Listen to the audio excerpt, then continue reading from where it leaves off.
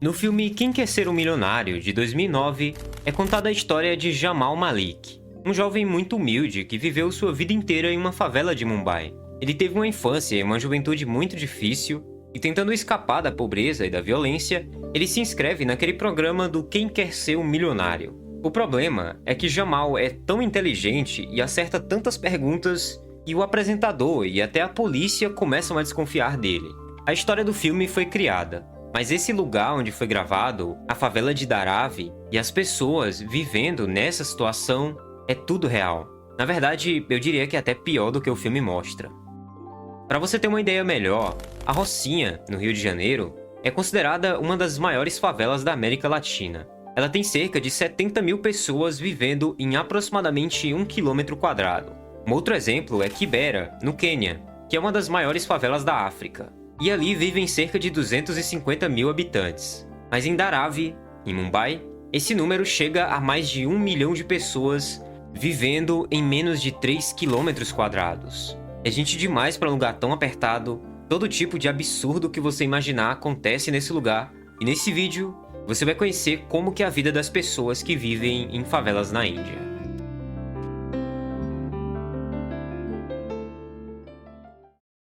Quando você vê imagens aqui de Dharavi, a primeira coisa que chama atenção são essas construções aqui tão estranhas. Você tem casas muito apertadas, becos estreitos, tudo muito improvisado. E tudo isso existe de verdade mesmo. Só que tem um lado dessa história aqui que geralmente não é coberto aí com uma devida atenção. Dharavi movimenta algo em torno de US$ 1 bilhão por ano em economia informal. Dentro desses becos estranhos, que parecem que não tem nem saída, existem fábricas de couro que produzem botas, cintos e muitas vezes vão parar inclusive em lojas de luxo aqui da cidade de Mumbai. Existe uma das maiores operações de reciclagem urbana informal da Ásia. Você tem produção têxtil, cerâmica, alimentos processados, artesanato, tudo isso funcionando em espaços minúsculos, com pessoas que aprenderam a fazer isso dentro da própria comunidade. E eu não tô falando isso de forma romântica, tá? As condições de trabalho nesses lugares são muito difíceis. Só que ignorar isso daqui seria desonesto, tá? Dizer que não existe nada aqui, que são só pessoas amontoadas. As pessoas nesse lugar, infelizmente, têm condições de vida muito ruins, mas eles sempre estão tentando criar suas próprias soluções para tentar resolver algo que nem o governo resolve. Quando a gente está falando de favela na Índia, Dharavi geralmente vai estar no centro da conversa. Mas ela não é a única favela da Índia. Existem muitas outras. Govandi, que também fica em Mumbai, é um exemplo disso. Ela fica do lado de um dos maiores aterros sanitários da cidade. As pessoas que vivem aqui convivem com o impacto disso daqui no ar, no solo e na água há décadas. E Govandi é um lugar que tem muita gente, mas muita gente mesmo, junta ali no mesmo lugar e com muito menos atenção do que Dharavi recebe. Anawadhi é outro nome que também precisa ser conhecido. É uma comunidade bem pequena, também fica em Mumbai, e que ficou famosa depois de um livro da jornalista americana Catherine Bull, que passou anos morando e documentando a vida das pessoas de lá. O livro é esse daqui, ele se chama Em Busca de um Final Feliz, e parece ser um livro bem emocionante também. Ele fala justamente sobre o dia a dia e a vida dessas pessoas na comunidade de Anawadhi, que fica bem próximo do aeroporto internacional de Mumbai. Para você ver o quão distópico e difícil de acreditar é essa realidade. Você tem favelas em Mumbai que ficam literalmente do lado do aeroporto internacional. Você pousa numa das cidades mais ricas da Ásia e pela janela do avião você consegue ver as casas improvisadas para todos os lados. É uma coisa insana, muito absurda. Mostra basicamente como que essa cidade, mesmo crescendo tanto, deixou tanta gente de fora desse crescimento. Mas como que essas pessoas foram parar ali? Essa é uma pergunta que muita gente não faz e ela é importante. Ninguém só decidiu morar ali porque era divertido, existe uma história por trás dessas pessoas. A maioria das pessoas que vivem em favelas nas grandes cidades indianas não nasceu ali. Elas se mudaram para lá. Geralmente são pessoas que vieram do interior do país, de estados que têm menos oportunidade, de regiões onde a seca ou a falta de emprego tornou a vida praticamente impossível. E eles vieram com a ideia de que a cidade grande oferecia uma chance. E a cidade grande oferece de fato uma chance, só que não do jeito que elas imaginavam.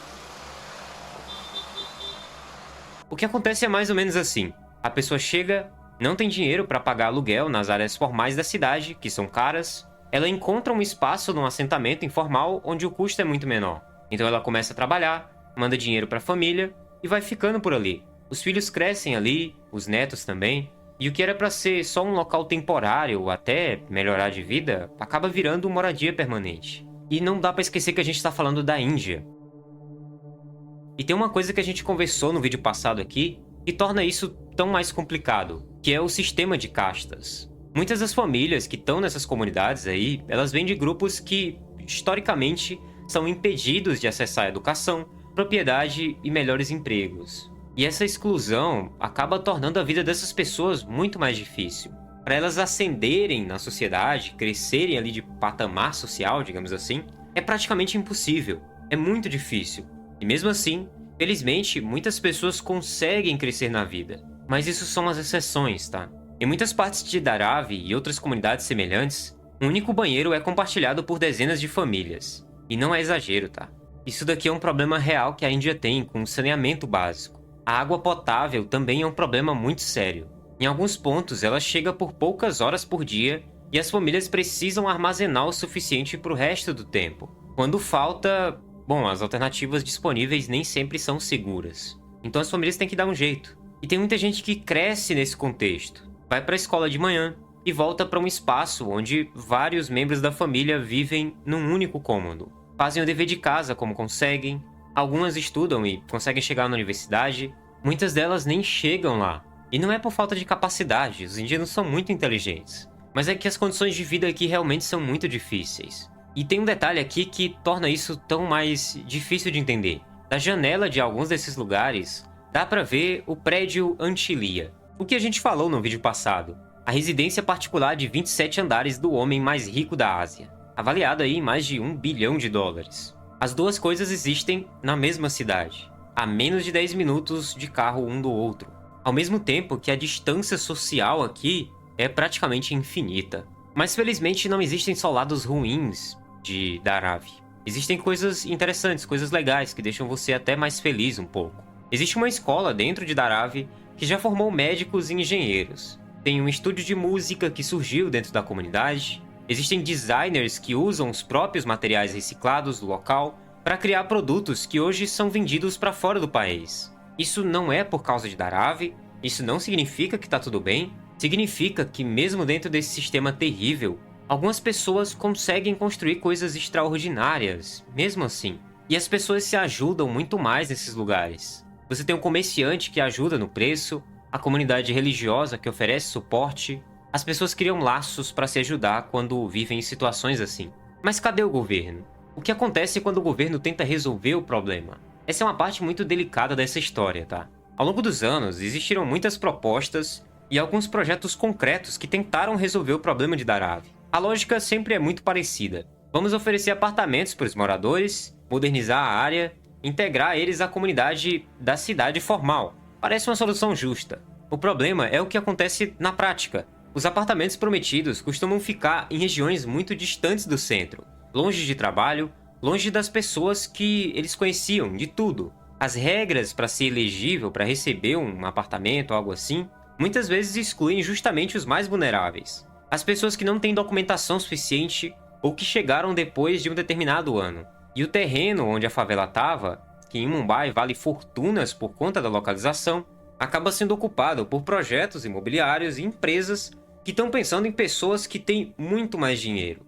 Esse daqui é um padrão que eu encontrei entre todos os pesquisadores que falavam sobre o assunto. Não só na Índia, mas em vários lugares do mundo. A Índia hoje em dia é a quinta maior economia do mundo. O país tem mais bilionários do que qualquer outro lugar do planeta, ficando só atrás dos Estados Unidos e da China. O setor de tecnologia indiano é um dos mais dinâmicos do mundo. Você tem startups, engenheiros, cientistas, muita gente qualificada. O país lança satélites ao espaço com orçamentos aí que surpreendem agências espaciais do mundo inteiro. E ao mesmo tempo, tudo que a gente conversou aqui existe no mesmo país. Às vezes até no mesmo bairro.